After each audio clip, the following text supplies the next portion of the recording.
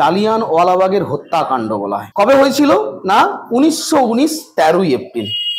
তো এই জালিয়ানওয়ালাবাগের হত্যাকাণ্ড হওয়ার পূর্বে কি ঘটনা ঘটেছিল এখন যদি বলি, জালিয়ানওয়ালাবাগের হত্যাকাণ্ডের পূর্বে যেটা ঘটেছিল সেটা হচ্ছে এক আইনকে কেন্দ্র করে। কি আইন?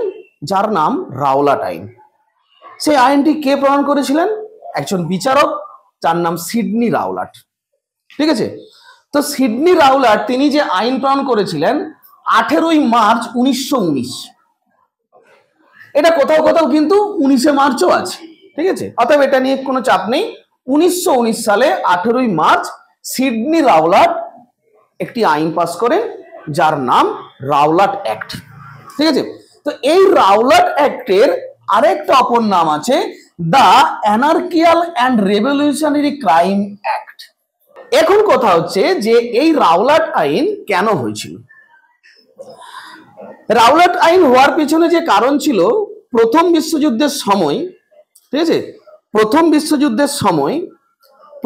হয়েছিল কবে? 1914 খ্রিস্টাব্দে শুরু হয়েছিল। ঠিক আছে, তো এই 1914 খ্রিস্টাব্দে শুরু হওয়ার পর যখনই ব্রিটিশরা সেই যুদ্ধে প্রত্যক্ষভাবে জড়িত ছিল, তো যখন যুদ্ধ চলে, তো যুদ্ধের জন্য যখন সৈন্য কম পড়তো বা সৈন্যের প্রয়োজন হতো আরো, তখন কি করতো? তখন তো আমাদের ভারত তো তাদের একটা উপনিবেশ। ঠিক আছে, তো সেখানে তারা ভারতের সৈন্যদেরকে কাজে লাগানোর চেষ্টা করত। ঠিক আছে, এবং কাদেরকে সব থেকে বেশি যাদেরকে নিত সেটা হচ্ছে পাঞ্জাব।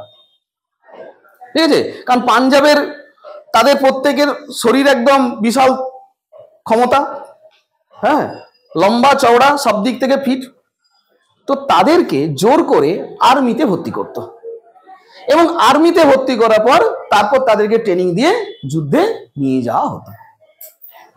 বুঝে গেল? এবং তার সাথে সাথে ভারতে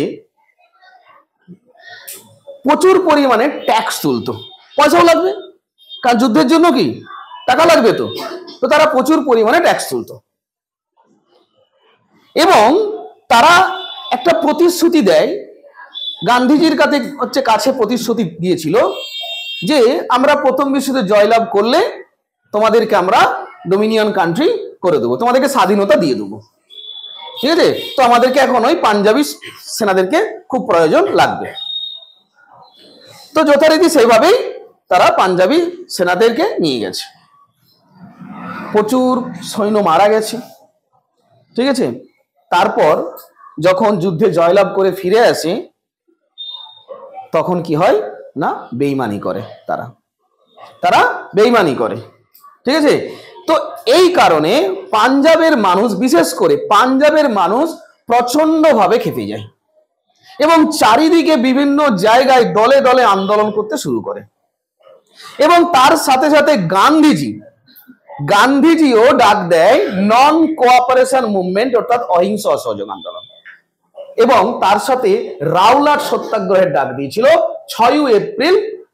অর্থাৎ এই যে রাওলাট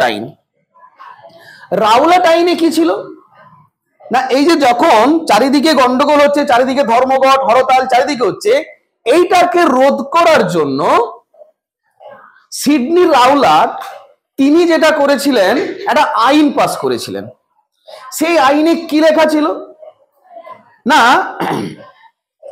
কোন রকম দলিল ছাড়া, ঠিক আছে, কোনো ওয়ারেন্ট ছাড়া যদি কোনো ভারতীয়কে সন্দেহ হয়, যদি কোনো ভারতীয়কে সন্দেহ হয়, কি করবে?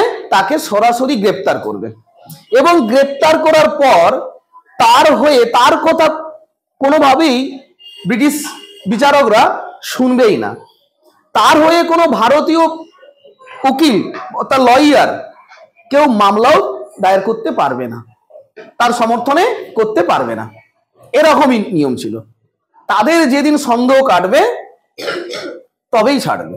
দেখবে আমাদের পশ্চিমবঙ্গ, আমরা যখন রাস্তাঘাটে বাইক নিয়ে বেরোই, যদি হেলমেট না থাকে তো পুলিশ কি যখন তোমাকে ধরে থোড়ি আগে থেকে ওয়ারেন্ট দেয় যে এরকম আদেশ আছে তোমাকে অ্যারেস্ট করার জন্য?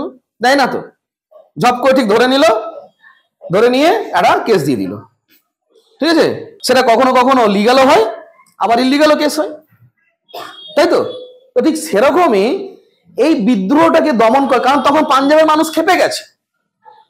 ঠিক আছে, কারণ পাঞ্জাবের মানুষ তখন খেপে গেছে, তাদেরকে যেটা দেওয়ার কথা ছিল দেয়নি, তো বেইমানি করেছে, যে কারণে পাঞ্জাবের চারিদিকে কি হচ্ছে, হরতাল হচ্ছে।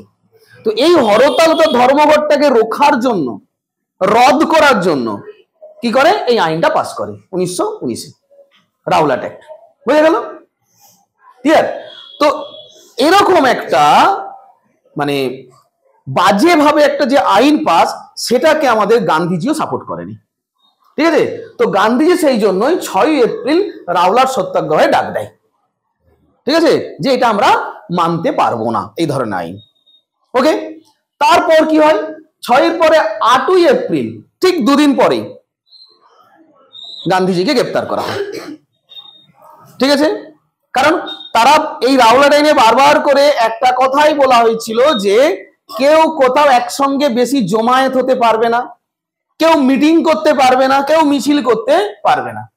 ঠিক আছে, অর্থাৎ এমনকি আমরা যেটা শুনেছি 144 ধারা কারফিউ, দেখবে আমাদের অনেক সময় ভোটের সময় 144 ধারা কারফিউ, যে কেউ বাড়ির বাইরে বেরোতে পারবে না, বাড়ির বাইরে বেরোলেই ধরবে।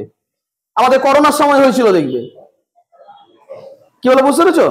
তো এই যে 144 ধারা কারফিউ, কেউ বাড়ির বাইরে বেরোতে পারবে না, ঠিক সেরকমই পাঞ্জাবের লোকেদের জন্য এরকম 144 ধারা কারফিউ জারি হয়েছিল।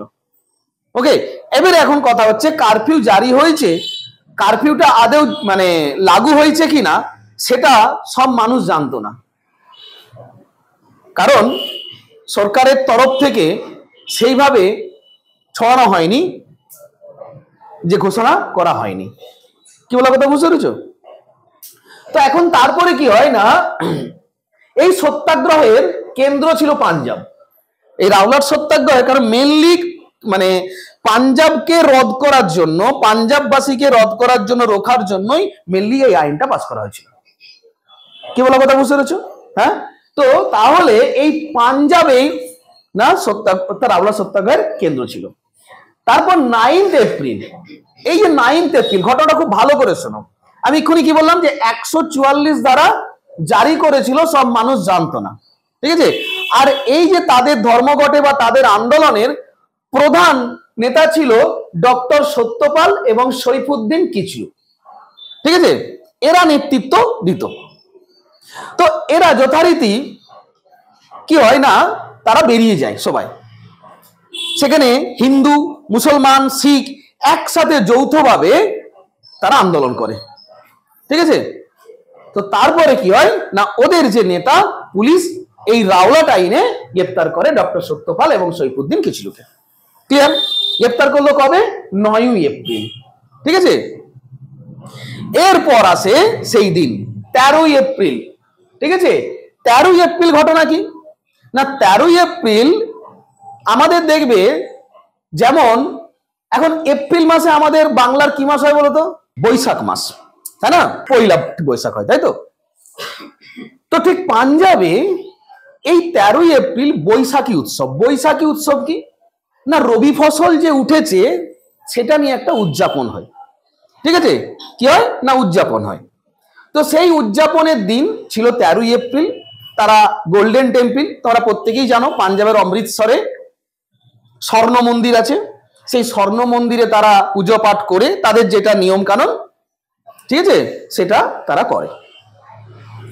ওকে, তো এই যে 9ই এপ্রিল সত্যপাল এবং সৈফুদ্দিন কিচলুকে অ্যারেস্ট করা হলো, তো এটার পর পাঞ্জাববাসী আরো খেপে গেল, কেন অ্যারেস্ট করা হবে, কি জন্য অ্যারেস্ট করা হবে।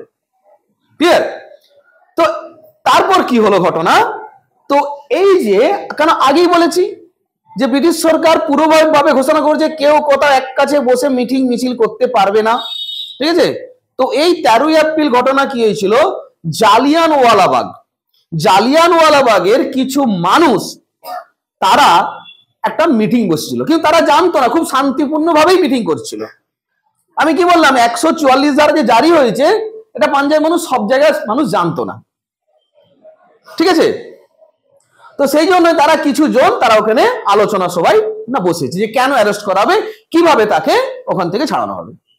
আর তারপরে ওই যে অমৃতসরে বললাম যে গোল্ডেন টেম্পল, ওই দিনে বৈশাখীর দিন, ও ঠিক আছে, তো এই বৈশাখীতে গোল্ডেন টেম্পলে সমস্ত পুজো দিয়ে তারা ওই জালিয়ানওয়ালা বাগ, ওটা বাগ বলতে ওখানে একটা পার্ক ছিল, ঠিক আছে। দেখো এই যে এটা এখন আজকের পার্ক, ওকে, তখন ঠিক এরকম সাজানো ঠিক ছিল না। তো এই পার্কে বসে তারা মিটিং করছিল এবং তারপরে ওই গোল্ডেন টেম্পল থেকে যারা সব পুজো দিয়ে এসে তারা এখানে রেস্ট নিত, ঠিক আছে, ছেলে বুড়ো বাচ্চা সমস্ত কিছুই সবাই ছিল। তো এসে সবাই রেস্ট নিচ্ছে, ঠিক আছে। এখন ওই মুহূর্তে কি ঘটলো না, মাইকেল ও ডায়ার সে অর্ডার দিল কাকে না, আর ডায়ারকে। ইনি হচ্ছে লর্ড চেমসফোর্ড, ওই সময় ভারতের ভাইসরয়। ভাইসরয় কাকে বলছে, যে পুরো ভারতটাকে কন্ট্রোল করছে, মানে ব্রিটিশদের আওতায় ভারতের যতটা জায়গা ছিল, যে তাদের যে সবার উপরে, যেমন ধরো আমাদের এখন ভারতকে কে কন্ট্রোল করছে, প্রাইম মিনিস্টার করছে। তো পুরো দেশ শাসন হচ্ছে কে করছে, আমাদের প্রাইম মিনিস্টার নরেন্দ্র মোদী, ওকে। তো উনি যেমন প্রাইম মিনিস্টার, তো ওই মুহূর্তে তখন ভারতের ভাইসরয় ছিল লর্ড চেমসফোর্ড, তার মানে আজকের ধরো প্রধানমন্ত্রী, ক্লিয়ার, যার হাতে পুরো ভারতটা আছে। এবারে এখন প্রধানমন্ত্রী তিনি গোটা ভারতে একা তার পক্ষে শাসন করা সম্ভব নয়। তো তার জন্য দেখবে আমাদের প্রত্যেকটা রাজ্যে একজন করে মুখ্যমন্ত্রী আছে, আছে কিনা, সেই রাজ্যে প্রত্যেক রাজ্যে একজন করে মুখ্যমন্ত্রী আছে, আছে তো। ঠিক সেই ওই সময় পাঞ্জাব রেজিমেন্ট, পাঞ্জাব প্রদেশের না মাইকেল ও ডায়ার ছিলেন লেফটেন্যান্ট গভর্নর, ঠিক যেমন আমাদের মুখ্যমন্ত্রী এই রাজ্যের কর্তা, তো ঠিক সেরকম পাঞ্জাবের লেফটেন্যান্ট গভর্নর ছিলেন মাইকেল ও ডায়ার, ঠিক আছে। তো এই আর ডায়ার ছিল সেনাপতি এবং পুলিশ কর্তা, কি বলে বুঝতে পেরেছ, পুলিশের জেনারেল, বা তোমরা বলতে পারো মানে সেনাবাহিনীর ব্রিগেডিয়ার যাকে বলি আমরা, উনি ব্রিগেডিয়ার ছিলেন, ঠিক আছে। তো এই তিনজনের পরিচয় ক্লিয়ার হয়েছে না হয়নি, পাওয়া গেছে, হ্যাঁ। তাহলে ইনি হচ্ছে তখন ভারতের ভাইসরয় সবার উপরে, ওকে। আর মাইকেল ও ডায়ার উনি হচ্ছেন পাঞ্জাবের লেফটেন্যান্ট গভর্নর, ওকে। আর আর ডায়ার ছিলেন তিনি কি না জেনারেল, অর্থাৎ ব্রিগেডিয়ার, ওকে।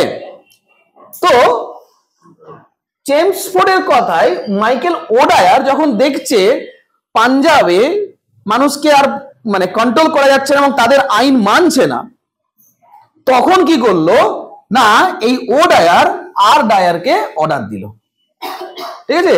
আর ডায়ারকে অর্ডার দিল, কি অর্ডার না, ওই যে অমৃতসরে জালিয়ানওয়ালাবাগে যে পার্কে মানুষ বসে আলোচনা করছে ওদের উপর গুলি চালানোর অর্ডার দিল 13 এপ্রিল 1919। আর ডায়ারের নেতৃত্বে প্রায় 90 জনের মতো পুলিশ ছিল, ঠিক আছে, 90 জনের মতো না পুলিশ ছিল। আর ওখানে প্রায় মানে জনসংখ্যা ছিল ধরতে পারো 2000-এর উপরে, অনেকজন একসঙ্গে আছে, প্রায় 2000-এর মতন ওখানে জনসংখ্যা ছিল, আরো বেশি তবু কম নয়, ঠিক আছে। তো ওই মাইকেল ও ডায়ার আর ডায়ারকে অর্ডার দিল যে যতক্ষণ না বন্দুকের গুলি শেষ হচ্ছে ততক্ষণ গুলি চালাবে, এবং ওই পার্কের যে সমস্ত দরজাগুলো ছিল, এক্সিট গুলো মানে বেরোনোর রাস্তা, সেই বেরোনোর রাস্তাগুলো আগেই বন্ধ করে দিয়েছে যাতে কোনো মানুষ বেরিয়ে না যেতে পারে, ঠিক আছে। বেরোনোর রাস্তা পুরো বন্ধ করে দিচ্ছে, দিয়ে তাদের উপর গুলি বর্ষণ করছে। যতক্ষণ না বন্দুকের গুলি শেষ হয় ততক্ষণ কিন্তু গুলি করে গেছে, প্রায় 1650 রাউন্ড গুলি চলেছে, ঠিক আছে। তো অনেক মানুষ, তখন সেখানে শুধুমাত্র জওয়ান ছিল না, শুধুমাত্র জওয়ান লোক ছিল না, শিশু থেকে মহিলা থেকে বৃদ্ধ থেকে জওয়ান সমস্ত স্তরের মানুষ ছিল, কি বলে কথা বুঝতে পারছো, সমস্ত স্তরের মানুষ ছিল, সবার উপর ঠিক গুলি চালিয়েছে।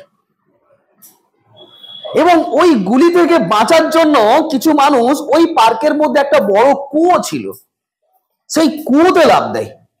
এবারে কুয়োতে যখন লাফ দিচ্ছে তো একজন তো নয়, তার উপর করে লাফ দিচ্ছে। তো তার ফলে কুয়োতে যারা নিচে আছে তারা কি হবে? সব মারা যাবে তো, তাই না? সব চাপা পড়ে মারা যাবে তো। তো এই মানে এরকম একটা মর্মান্তিক ঘটনা তখন চলছে। কত মহিলা, কত শিশু, কাউকে রাখেনি। এমনকি যারা পালিয়ে যাওয়ার চেষ্টা করেছে তাদেরকে সামনে ধরে পর্যন্ত সামনে মাথায় গুলি করেছে। একটা বাচ্চাকে পর্যন্ত ঠিক ছাড়েনি। সরকারি হিসাবে বলছে যে বেশি লোক মরেনি, 379 জন মানুষ মারা গেছে, কিন্তু 2000 উপর মানুষ মারা গেছিল।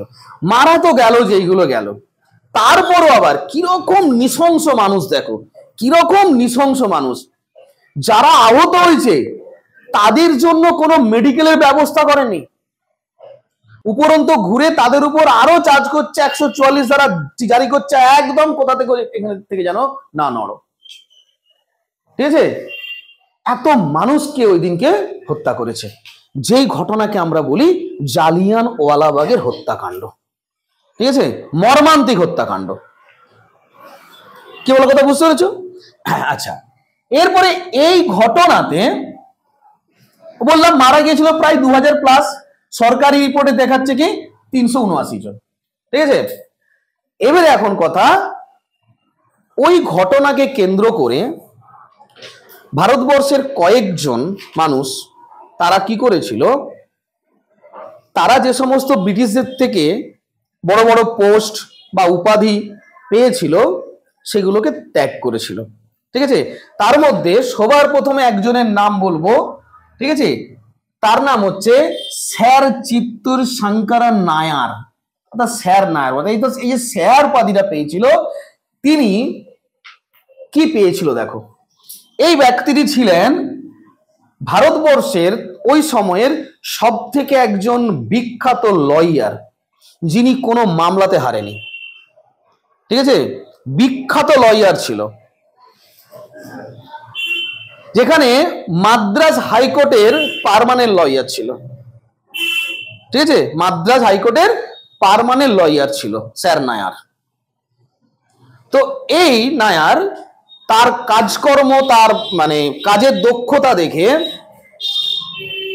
যিনি ভাইসরয় তার কাউন্সিল হয়, কাউন্সিল আছে। কাউন্সিল মানে যেমন ধরো আমাদের ক্যাবিনেট মিনিস্ট্রি, মানে প্রধানমন্ত্রীর কিছু গুরুত্বপূর্ণ ব্যক্তিকে নিয়ে একটা কি করা হয়, একটা কাউন্সিল, ওটা মিনিস্ট্রি করা হয়, যাকে আমরা বলি ক্যাবিনেট মিনিস্ট্রি। ঠিক আছে, তো সেই গুরুত্বপূর্ণ পদ পেয়েছিল এই স্যার নায়ার। ঠিক আছে, তো ওই সময়ে ওরকম মানে ভাইসরয়ের কাউন্সিলের মেম্বার হওয়া বিশাল বড় পাওনা। ওই সময় একজন ভারতীয়, ঠিক আছে, ভাইসরয়ের কাউন্সিলের মেম্বার এতটা সহজ ছিল না। ঠিক আছে, তাকে সম্মানের সহিত ওই পদটা দেওয়া হয়েছিল। এরপরে আসি রবীন্দ্রনাথ ঠাকুর। রবীন্দ্রনাথ ঠাকুর 1913 খ্রিস্টাব্দে গীতাঞ্জলি রচনা করার জন্য তিনি নোবেল পেয়েছিলেন। গীতাঞ্জলি তিনি বাংলায় রচনা করেছেন এবং তিনি সেটাকে আবার ইংলিশে অনুবাদ করেছেন। এই ব্যক্তিকে ব্রিটিশ সরকার, যে কারণে ভারতে প্রথম সাহিত্যে নোবেল পাচ্ছেন, সেই কারণে ওনাকে নাইট উপাধি দেওয়া হয়েছিল। ঠিক আছে, তো তিনি কি করলেন, তিনিও নাইট উপাধি ত্যাগ করলেন। স্যার নায়ারও এই কাউন্সিল মেম্বার থেকে পদত্যাগ করলেন, আর রবীন্দ্রনাথ ঠাকুরও নাইট উপাধি ত্যাগ করলেন। ক্লিয়ার? এরপর 3 নম্বরে আসছি গান্ধীজি। এই যে বললাম আগে প্রথম বিশ্বযুদ্ধে গান্ধীজির তত্ত্বাবধানেই কিন্তু বিভিন্ন সেনাবাহিনী, বিভিন্ন জায়গা থেকে ট্যাক্স কালেকশন, এ সমস্ত করে ব্রিটিশদেরকে সহায়তা ঠিক করা হয়েছিল। এই প্রতিশ্রুতিতে তারা বলেছিল যে ভারতকে স্বাধীন করে দেবে। ঠিক আছে, ভারতকে স্বাধীনতা দিয়ে দেবে, কিন্তু দেয়নি। তো ওই যে তখন এই ব্যক্তিকে সম্মান জানানোর জন্য একটা উপাধি তোমার দেওয়া হয়েছিল, যার নাম কাইজার ই হিন্দ উপাধি। কি বললাম? কাইজার ই হিন্দ। তো উনিও এই কাইজার ই হিন্দকে পরিত্যাগ করেছিল, তার ত্যাগ করেছিল।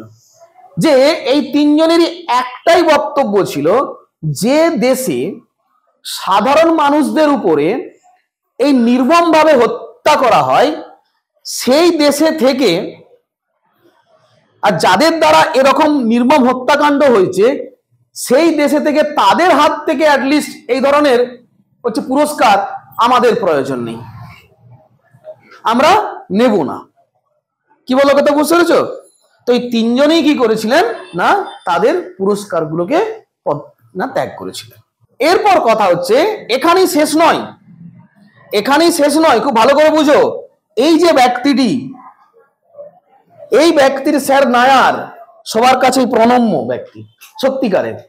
উনি কি করেছিলেন, মামলা করেছিলেন কার নামে? মাইকেল ওডায়ারের বিরুদ্ধে। কি বলা কথা বুঝতে পেরেছো? মামলা করেছিলেন মাইকেল ওডায়ারের বিরুদ্ধে। এখন মামলাটা হয়েছিল লন্ডনেতে। তার আগে বলি, এই ঘটনাকে কেন্দ্র করে ব্রিটিশ সরকার কি করেছিল, সমস্ত ভারতীয় সংবাদপত্রকে ব্যান করে দিয়েছিল, কারণ যাতে কেউ সংবাদপত্রে সঠিকটা লিখে না দেয় আর কি, বুঝতে পেরেছো তো? তো সেই কারণে যে মামলা হয়েছিল তার এখন মানে হচ্ছে নিজেদেরকে বাঁচানোর জন্য কি করেছিল, হান্টার কমিশন বলে একটা কমিশন তৈরি হয়, হান্টার কমিশন। তো এই হান্টার কমিশনে মাইকেল ওডায়ারকে কি করা হয়, বহিষ্কার করা হয়েছিল, ঠিক আছে, শুধুমাত্র দেখানোর জন্য যে মাইকেল ওডায়ারকে বহিষ্কার করা হয়েছে। তো যথারীতি বহিষ্কার হওয়ার পর তারপর তিনি চলে গেছেন লন্ডনেতে। ক্লিয়ার? তো এই যে এই ব্যক্তিটি, ইনি লন্ডনে গিয়ে কি করেছে, ওনার বিরুদ্ধে কেস করেছে, মামলা করেছে, ঠিক আছে, যে পাঞ্জাবের এরকম হত্যাকাণ্ডের পিছনে সম্পূর্ণভাবে দায়ী ছিলেন কে, মাইকেল ওডায়ার। তো এখন সেখানে গিয়ে, সেখানে ধরো সবাই তো ব্রিটিশ, ঠিক আছে, আর একজন ভারতীয় ইংল্যান্ডের লন্ডনে এসে তার নামে কেস করছে, ঠিক আছে, সেখানকার যিনি জাজ তিনিও একদম সবার সামনেই মাইকেল ওডায়ারকে ডিফেন্ড করছেন, ঠিক আছে, বুঝতে পারছো, মানে সমর্থন করছে ওডায়ারকে। তো যাক, অনেকটা ঘটনা ঘটেছিল, আমি এনার নিয়ে যখন কেস হিস্ট্রি যখন ঠিক বলবো তখন সমস্ত ঘটনাটা আমি বলবো, ঠিক আছে। তো যথারীতি উনি জিততে পারেননি, কারণ সেখানে জাজ পর্যন্ত কি করছে, মাইকেল ওডায়ারকে ডিফেন্ড করছে। তো যথারীতি মাইকেল ওডায়ারকে অনেকে আবার বলছে খুব খুব সুন্দর কাজ করেছে, খুব সুন্দর কাজ করেছে, ঠিক আছে, যেখানে প্রায় 20 মিলিয়ন মানুষকে নিজের হাতে কন্ট্রোলে আনতে পেরেছিল। তো না হলে এখন যদি না করতো তাহলে পাঞ্জাববাসী হয়তো এই মানে যারা ব্রিটিশ ঠিক ছিল তারা অল্প, ঠিক আছে, তাদের উপর হামলা হতে না পারত, যে কারণে উনি খুব ভালো কাজ করেছেন, তার মানে বাহবা পেল। এত নোংরা একটা কাণ্ড ঘটিয়ে, জঘন্য একটা ঘটনা ঘটিয়ে ভারতীয়দেরকে চরমভাবে হত্যা করে, নির্মমভাবে হত্যা করে তিনি সেখানে পুরস্কৃতই হলেন। তো যথারীতি স্যার নায়ার ফিরে এলেন, ঠিক আছে। তো ফিরে তো এলেন, এখন তারপরে যিনি গুলি চালিয়েছিলেন আর ডায়ার, তো তিনি কম সময়তেই মারা গিয়েছিল, ঠিক আছে, ওটা 1900 বলতে পারো 1988 উনি মারা যান। এখন মাইকেল ওডায়ার যিনি অর্ডার দিয়েছিলেন তিনি বেশ ভালো দিন করে বেঁচেছিলেন, অনেক দিন বেঁচেছিল, ঠিক আছে।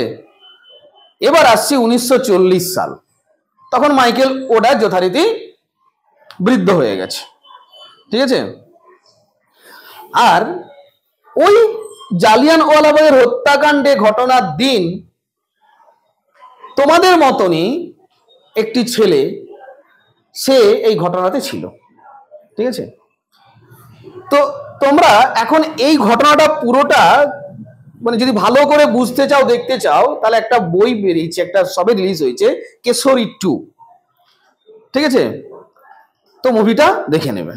যাক, এখন বলি যে ওই যে বাচ্চা ছেলেটা তখন তার বয়স লাগভগ 15-16 হবে আর কি, ঠিক আছে, তার সামনে তার মায়ের মাকে হত্যা করেছে, তার সামনে তার বোনকে হত্যা করেছে, তো ও বেঁচে গেল। ঠিক আছে, ও বেঁচে গিয়েছিল। ছেলেটির নাম হচ্ছে কি, সর্দার উদ্ধম সিং। সেটির নাম সর্দার উদ্ধম সিং। ঠিক আছে, ঠিক 1940 সাল, তখন উদ্ধম সিং যথেষ্ট বড় হয়ে গেছে, ভীষণ বড় হয়ে গেছে। ঠিক আছে, তো সেই সময় এই সর্দার উদ্ধম সিং তিনি লন্ডনে যান। ঠিক আছে, আর ওই লন্ডনেতে ডেট কবে, 13ই মার্চ 1940। ঠিক আছে, তখন এই ক্যাক্সটন হলেতে একটা অনুষ্ঠান চলছিল, খুব ভালো করে বুঝো। ক্যাক্সটন হলেতে কি না, east India association and royal central Asian সোসাইটির একটা অনুষ্ঠান চলছিল, প্রোগ্রাম চলছিল। ঠিক আছে, তো সেই প্রোগ্রামেতে আমাদের উদ্ধম সিং ব্রিটিশদের সাজ সেজে ওখানে ঢুকে পড়েছে। ঠিক আছে, ওখানে ঢুকে পড়েছে বলে স্যার বলছে কি করে ও ঢুকলো ওখানে। ব্রিটিশ সাজ সেজে, হাতে একটা ডায়েরি ছিল, এবং ডায়েরি নিয়ে তিনি বলে কি যে আমাকে এখানে মাইকেল ওডায়ার কি।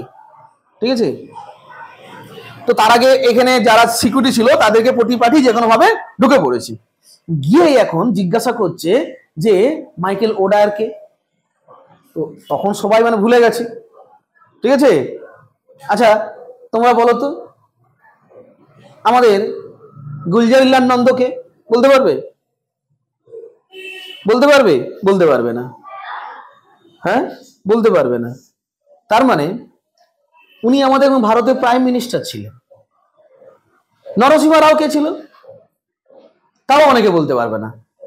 উনি একজন ভারতের প্রাইম মিনিস্টার ছিল। তো কথা হচ্ছে, আমরা আমাদের দেশের প্রাইম মিনিস্টার কে ভুলে যাই, তো ওখানে মাইকেল ওডায়ার কে ছিল ওই সময়ে মনে রাখবে থোড়ি? নিশ্চয় মনে রাখবে না। তখন সে আরো ডিটেলসে ভেঙে ভেঙে ঠিক বলছে, মাইকেল ওডায়ার যিনি ভারতে, ইন্ডিয়াতে, পাঞ্জাবে জালিয়ানওয়ালাবাগ হত্যাকাণ্ডের সাথে যুক্ত ছিল, সেই ব্যক্তিটাকে আমি খুঁজছি। ঠিক আছে, তখন দেখা যায় বলে ও আচ্ছা তাই, হ্যাঁ সেই ব্যক্তি হয়তো আছে ওখানে, খুব আনন্দ করছে তখন, হ্যাঁ রিল্যাক্সে আছে। তো উদ্ধম সিং তার কাছে গেছে, গিয়ে বলে আপনি মাইকেল ওডায়ার, আপনি জালিয়ানওয়ালাবাগের সঙ্গে ছিলেন? বলছে হ্যাঁ ছিলাম, গর্বের সাথে বলছে। ঠিক আছে, ও তাহলে কোনো সমস্যা নেই। একদম বন্দুকটা ডায়েরি থেকে বের করলো, একদম সোজা ঢাই ঢাই করে গুলি চালালো। দুটো চালালো, দুটো ঠিক চালানোর পরে মরেনি, সফর করছে। ঠিক আছে, দিয়ে তারপরে আবার গুলি চালিয়েছি, এখনো মরেনিস, আবার চালিয়েছে। আর ওই ওই ক্যাক্সটন হলেতে যতজন ব্রিটিশ ঠিক ছিল আর কি, যেই গুলি চালিয়ে সবাই ভয়ে দৌড়, সবাই ভয়ে ঠিক দৌড়। আর পুলিশ যারাও ছিল তারা লুকিয়ে লুকিয়ে এরকম করে তোমার দেখছি, কি হচ্ছে বাবা, মেরেই ফেললো কে এরকম করে তোমার দেখছে। ঠিক আছে, তো পরপর তার উপরে হচ্ছে গুলি চলেছে, যে ভালো, এবং মানে একটা গুলি চালিয়ে তাকে একদম ঠিক মনে করাচ্ছে ওই যে দিনে, ভালো করে মনে করো 1919 13ই এপ্রিল তুমি যে ঘটনাটা ঘটিয়ে এসেছিলে, মনে পড়ছে? সেই ঘটনার প্রত্যক্ষদর্শী আমি, সেই প্রত্যক্ষদর্শী আমি, দিয়ে তাকে আবার গুলি করেছে। ঠিক আছে, ভারতীয়রা হার মানতে শেখেনি, আজ পর্যন্ত ভারতীয়রা হার মানতে শেখেনি। ঠিক আছে, তো এই উদ্ধম সিং 1940-এ এই জালিয়ানওয়ালাবাগ হত্যাকাণ্ডের প্রতিশোধ নিয়েছিল একা গিয়ে। কি বলা, বুঝতে পেরেছো? তো এই সর্দার উদ্ধম সিং, অর্থাৎ এখন বর্তমানে জালিয়ানওয়ালাবাগ যে পার্কটা, সেটা এখন একটা পর্যটন কেন্দ্র হয়ে গেছে, একটা স্মৃতিচিহ্ন। ঠিক আছে, ওখানে এই উদ্ধম সিং এর শুধু ছবি নয়, তার অস্থিটা পর্যন্ত রাখা আছে, উদ্ধম সিং এর অস্থি। ঠিক আছে, তারপরে শোনো, যখন এবারে মারা যায় সে মাইকেল ওডায়ার, তখন এবারে সে হাত তুলেছে, পালিয়েছে না কিন্তু। তারপরে গেছে সব পুলিশ। ঠিক আছে, তারপরে পুলিশ গেছে, পুলিশ গিয়ে তাকে বন্ধু বলছে সে যথারীতি হাত তুলে দিয়েছে, বলছে তুমি কে, এভাবে লোকটাকে মারলে কেন, কে তুমি? ঠিক আছে? তখন সে উত্তর দিচ্ছে রাম মোহাম্মদ সিং আজাদ, অর্থাৎ হিন্দু, মুসলিম এবং শিখ তিনজনের নামে তার নাম দিয়েছে। কারণ ভারতীয়রা হিন্দু, মুসলিম, শিখ সবাই একত্রিত। বুঝতে পেরেছিস? এই হচ্ছে ভারতীয় আত্মা, যেখানে কোনো ধর্মের ভেদাভেদ ছিল না। ধর্মের ভেদাভেদ তো ঘটিয়েছে এরা, আমরা নয়। যেই ব্যক্তি লন্ডনের বুকে বলেছিল রাম মোহাম্মদ সিং আজাদ, যে আমার নাম রাম মোহাম্মদ সিং আজাদ, আমাকে ধরতে হলে ধরো, অ্যারেস্ট করতে হলে করো, কোনো সমস্যা নেই, আমি আমার ভারতের উপর ঘটে যাওয়া ঘটনার কি প্রতিশোধ নিয়েছি, আমি এতেই শান্তি। বুঝতে পেরেছো? এই বলে, একেই বলে সাহস। ঘরে ঢুকে তাকে মেরে এসছে। বুঝতে পেরেছো? এখন এবারে কথা হচ্ছে, এই ঘটনার পর কয়েকটা কথা তোমাদেরকে ভালো করে একটু শুনিয়ে দিই, যেখানে আমরা অনেকে ইতিহাস পড়তে কিন্তু বোধ করি, ইতিহাস প্রায় আমরা অনেকে ছেড়েই দিচ্ছি, পড়তেই চায় না। আজকে প্রত্যেক ভারতবাসীর কাছে আমি এটাই বলবো, শুধু তোমাদের কাছে না, ভারতবাসীর কাছে বলবো যে এই ঘটনার পর ইতিহাসগুলো একটু পড়ো। কেন বলছি? তার কারণ ইতিহাস পড়লে প্রত্যেকটা মানুষ জানতে পারবে যে আমাদের কিছু ভারতীয় তারা কি সাহসিকতা দেখিয়েছে তার নিজের মাতৃভূমির জন্য। নিজের মাতৃভূমির জন্য কি সাহসিকতা দেখিয়েছে তার প্রমাণ। আর ইতিহাস না পড়লে কখনো এইগুলো জানা যাবে না। আর তারপরে আমাদের ভারতেও যে কিছু বেঈমান ছিল, কিছু বেঈমান মানুষ ছিল, যারা ব্রিটিশদের পায়ে তেল দিত, যারা ব্রিটিশদের পায়ে তেল দিত, তোষামোদ করতো ব্রিটিশদেরকে। তারও একজনের নাম বলবো আমি। যখন এই জালিয়ানওয়ালাবাগ হত্যাকাণ্ডের মামলা হয়, তখন এই যে একটি ব্যক্তি হংসরাজ বরা, ঠিক আছে, ইনি কি করেছিলেন, ইনি প্রত্যক্ষদর্শী ছিলেন। সেখানে উনি ব্রিটিশদের সাক্ষী হয়ে গেছিল। ঠিক আছে, এই ব্যক্তিটি ব্রিটিশদের সাক্ষী হয়ে গেছিল জালিয়ানওয়ালাবাগের হত্যাকাণ্ডে। বুঝতে পারছো? তো ভারতীয়দের মধ্যে এরকম অনেক বেঈমান আছে বা ছিল, আজও আছে, আগেও ছিল এরকম কিছু বেঈমান যারা ব্রিটিশদেরকে তেল দিত। তো যাই হোক, আশা করি পুরো জালিয়ানওয়ালাবাগ হত্যাকাণ্ডের সম্পূর্ণ ঘটনা তোমাদের মাথার মধ্যে ঢুকেছে একদম ক্লিয়ার ভাবে।